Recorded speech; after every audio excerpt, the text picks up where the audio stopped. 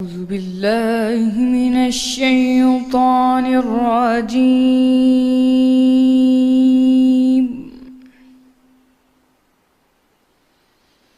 بسم الله الرحمن الرحيم.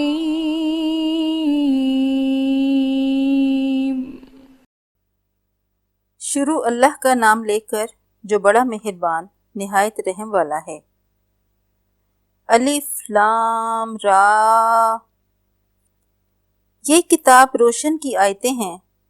ہم نے اس قرآن کو عربی میں نازل کیا ہے تاکہ تم سمجھ سکو۔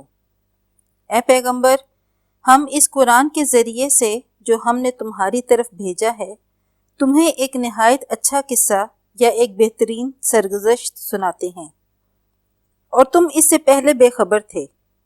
جب یوسف نے اپنے والد سے کہا کہ ابا، میں نے خواب میں 11 ستاروں اور سورج اور چاند کو دیکھا ہے، دیکھتا کیا ہوں کہ وہ مجھے سجدہ کر رہے ہیں۔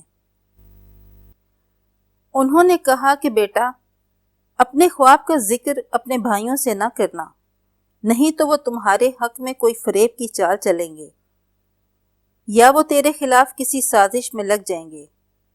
کچھ شک نہیں کہ شیطان انسان کا کھلا دشمن ہے، اور اسی طرح اللہ تمہیں برگزیدہ اور ممتاز کرے گا، اور خواب کی باتوں کی تعبیر کا علم سکھائے گا، یا باتوں کی حقیقت تک پہنچنا سکھائے گا۔